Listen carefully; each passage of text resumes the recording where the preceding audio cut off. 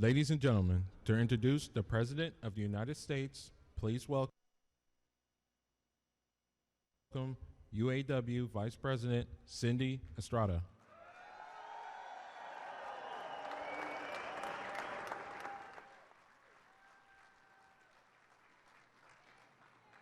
Okay, I'm going to stay on script. Welcome to the UAW GM Training Center, Mr. President. I grew up here in Michigan. My father owned a neighborhood bar not too far from here. It was right down the street from GM Fleetwood Assembly Plant in Detroit. I often say that the members and that community paid for my college education. People who had good middle-class union jobs supported my dad's business and so many other businesses in that community. And because of the auto industry and the UAW, my father could raise 5 children. The plant closed unfortunately in 1987 and jobs went away. I saw firsthand what happens to a community. People leave. Remaining businesses close, those left behind suffer, and children don't get the same opportunity that I was able to afford.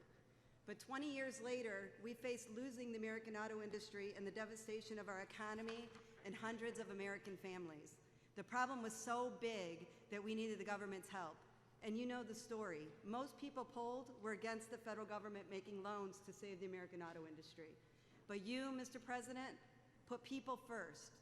You believed in the UAW worker and GM, and today the American auto industry is stronger than ever because our president bet on our country's working families. And as we have seen countless times, he is motivated by his moral responsibility to our country's working families. And in plants, and in retail stores, and in bars, and in family rooms, your decision fueled our families and our community's future.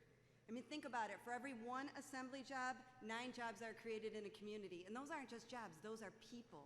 Those are families. And my children, Jesse and Jason, who are here with me today, they have a better future because of you, Mr. President.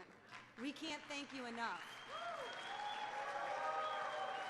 Unfortunately, we haven't seen that kind of thinking in Flint, Michigan, where it seems that the state of Michigan and its appointed, not democratically elected emergency manager focused more on the bottom line than it did on the community safety and our children.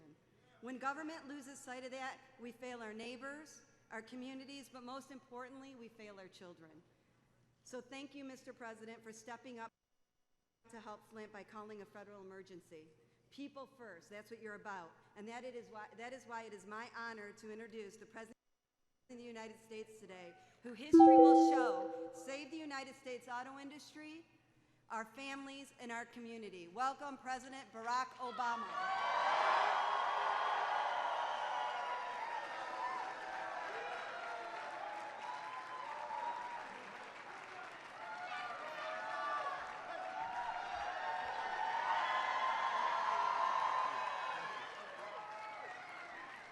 Hello, Detroit.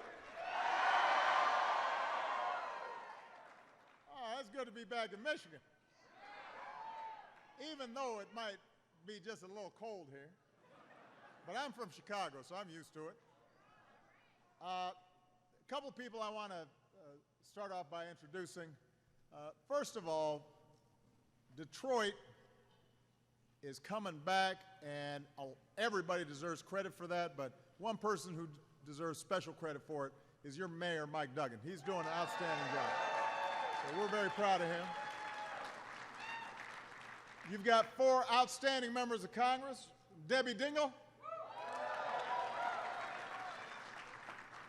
the Dean, John Conyers, Brenda Lawrence, Sandy Levin. We've got one of the finest congressmen who ever served and a great friend of Detroit. John Dingell is here. There he is.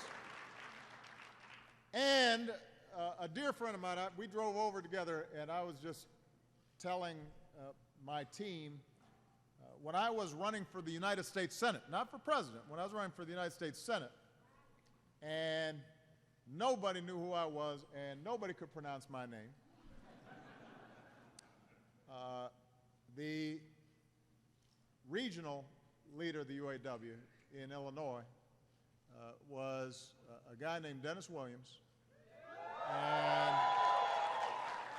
he was my friend and supporter before just about anybody else out there, and then when I ran for president, by that time we'd made some great friends in the UAW, and so I just want to say how proud I am to call him a friend. Your UAW president, Dennis Williams.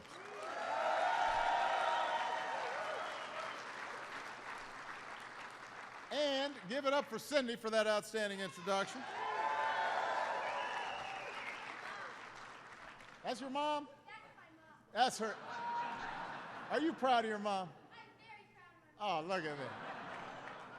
Well, you're like out of a TV show. What are you, like a child actor or something? Look at him. He's all handsome, all, yeah. All right, Cindy is a pretty impressive young man. I want to pick up briefly on something that Cindy said, and that is just to talk for a second about what's happening in Flint.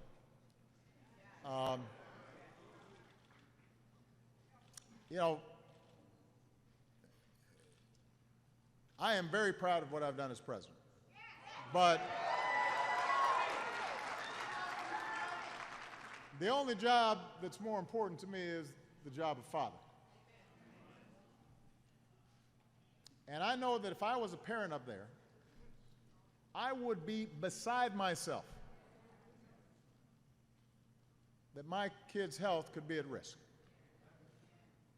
And that's why over the weekend I declared a federal emergency in Flint to send more resources on top of the assistance that we've already put on the ground. We've designated a federal coordinator to make sure the people of Flint get what they need from their country. Yesterday, I met with Mayor Weaver in the White House in the Oval Office. And I told her that we are going to have her back and all the people of Flint's back as they work their way through this terrible tragedy. It is a reminder of why you can't shortchange basic services that we provide to our people and that we together provide as a government to make sure that public health and safety is preserved. But I have come to Detroit for another reason as well. I already drive in a great American car, which we affectionately know as the Beast. Next year, I've got to give it up. I'm saying goodbye to the Beast. So I figured that I needed to do a little browsing now at the Detroit Auto Show. I know they've got auto shows in Paris and Frankfurt and Tokyo, but there's only one Motor City. There's only one Detroit. And if you're looking for the world's best cars and the workers who make those cars, you need to be in Detroit, Michigan. That's why I'm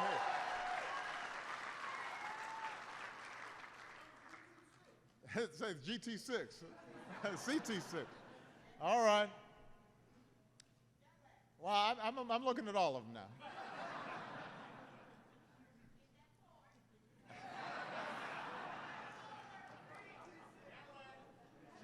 All right, I got the idea. I'm not going to tell y'all what I'm buying now.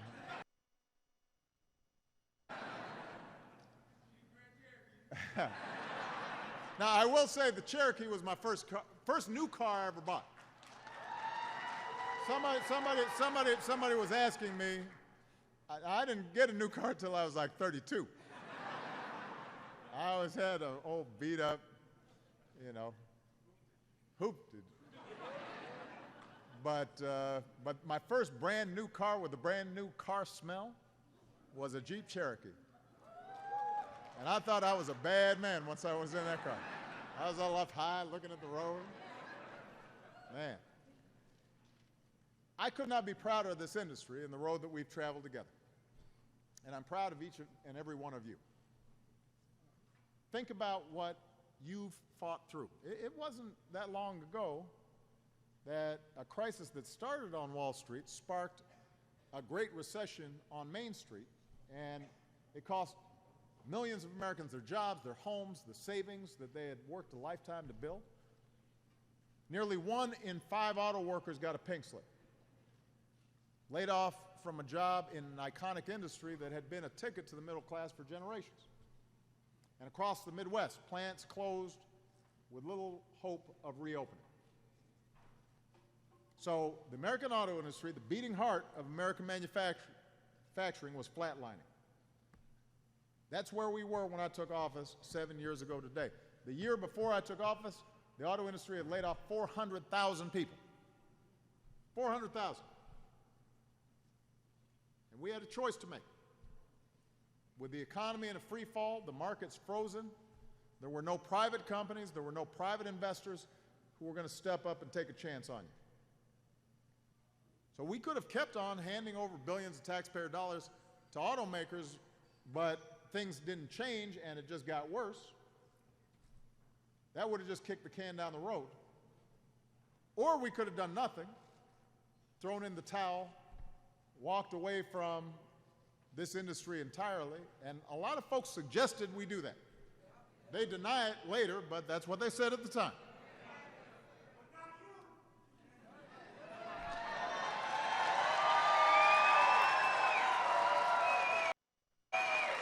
You know, think about what that would have meant for America. GM and Chrysler would not exist today.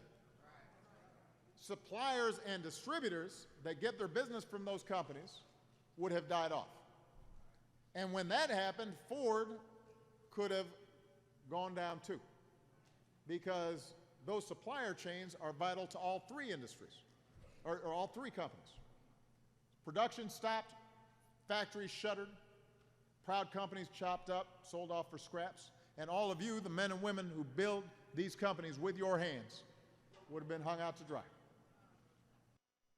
More than 1 million Americans would have lost their jobs at the worst possible time. Not just auto workers, but the people and communities that depend on you, the teachers who teach your kids, the small business owners who know your name. Their livelihoods were at stake as well. And so we decided we're not going to let that happen. And we came up with another option. In exchange for help, we demanded responsibility. We said that the auto industry would have to truly change. Not just pretend like it was changing. The industry retooled, it restructured. Management and labor got together to settle your differences. Everybody put some skin in the game. Everybody sacrificed for the sake and survival of this industry. And it wasn't popular. It wasn't even popular in Detroit. It wasn't even popular in Michigan. But I said at the time, I didn't run for president to be popular. I ran for president to do what needed to be done. And I placed my bet on you. And after visiting auto plants across the Midwest and seeing what you have done firsthand, let me tell you, I'd make that same bet any day of the week, because today factories are humming, business is booming, the American auto industry is all the way back. All the way back. Seven years ago, auto sales hit a 27-year low. Last year, they hit an all-time high. Across the country, workers who thought that they'd never make another car again can't make them fast enough. You guys see it. New shifts are coming on. Big Three are starting to boost wages. Since our plan kicked in, the American auto industry has added more than 640,000 new jobs. And because everybody came together and everybody worked together, not only are you producing more cars, but they're some of the most high-tech, most fuel-efficient, best-looking cars in the world. They're designed and engineered and forged and built right here in the United States of America.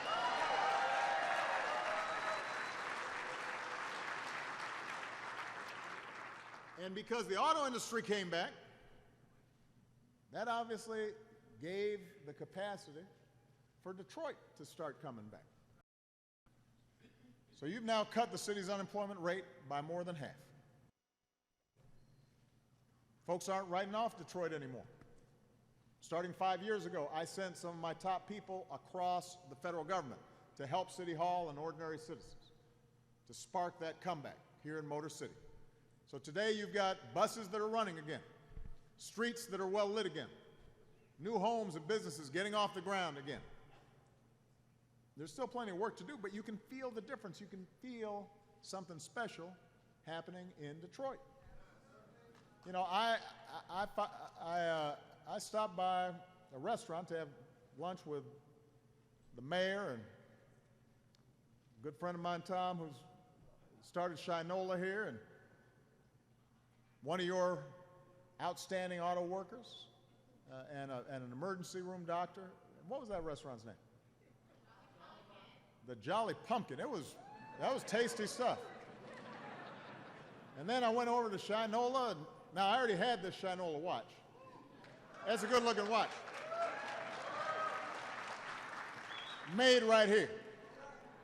And for you who don't know the story of Shinola and how it started a factory here in Detroit and hiring folks who had never been involved in manufacturing before, and now it's got over 500 employees, and it's shipping these spiffy-looking watches and bicycles and belts and wallets and purses, and there's some good-looking stuff. And the people who work there, we were talking about how there was a woman who was homeless, got a job there as a janitor, is now the supervisor of one of the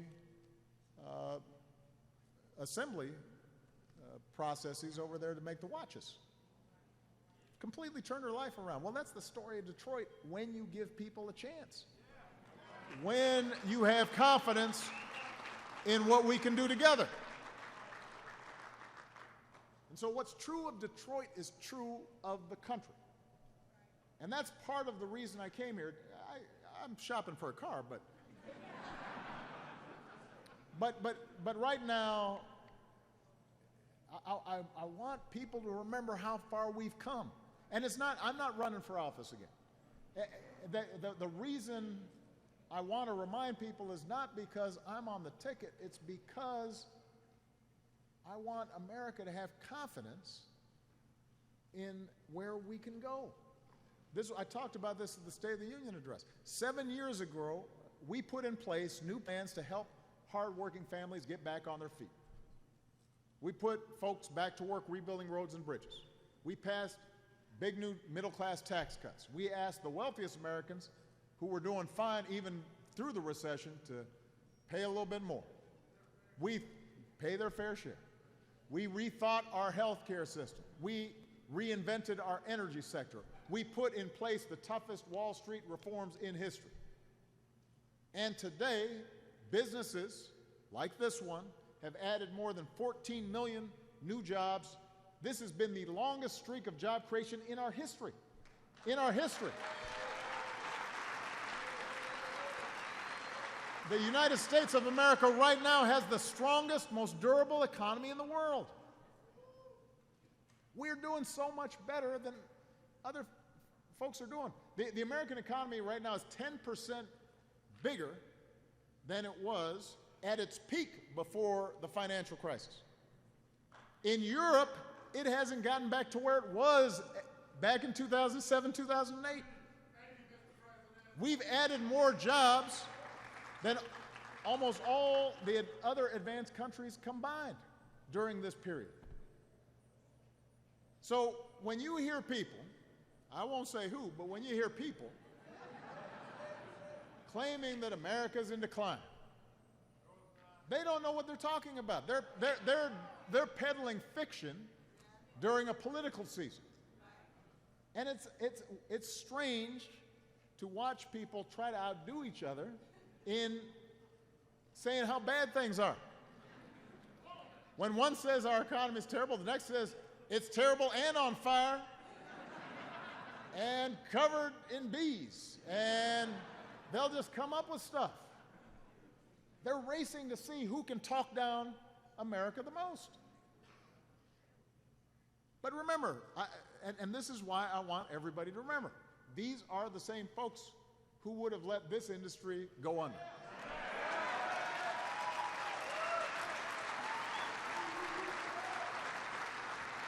These are some of the same folks who back in Washington called our plan to save the auto industry the road to socialism.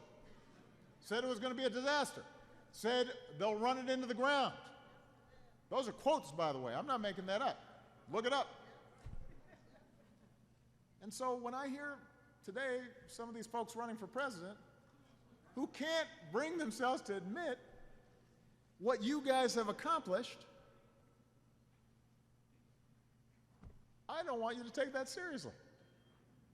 Because when you ignore the progress we've made, then you're not going to make good choices about where we need to go in the future. If they're still trying to spin a tale that the auto rescue was a bad idea, the same folks who predicted that you'd fail, they had other predictions about policies too. They predicted gas prices would hit $6.50 a gallon.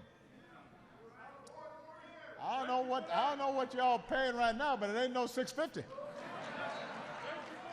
In most places, it's $2 or less. On the way here, we saw gas for less than $2. But that's what they said. It's going to be $6.50. Then they predicted all the deficits are going to go way, way up. We cut our deficits by almost 3/4. They've been below average for the past 40 years. They said we'll get unemployment to 6% by 2016. Well, we got it down to 5%.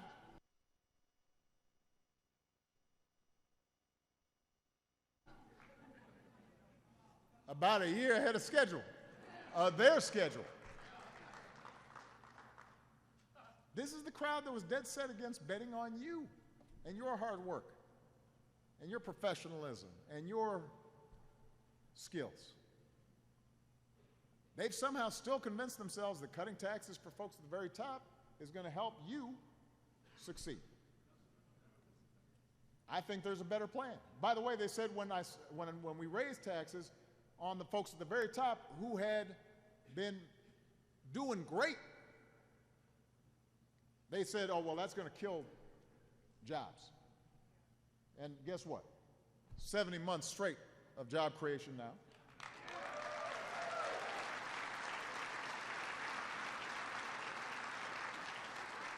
Just like they said when Obamacare passed, oh, that's going to be terrible. 18 million people with health insurance who didn't have it before.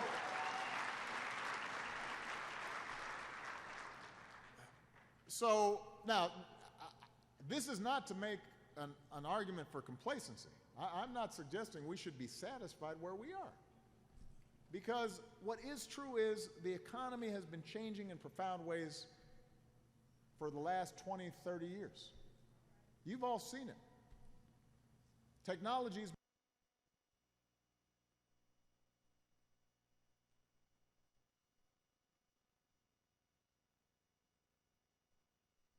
made it easier to replace jobs on the assembly line. That's been going on for a long time.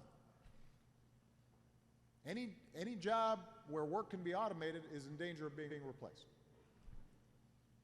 The attacks on unions have been going on for a long time. And when union participation is down, workers have less leverage to get a raise.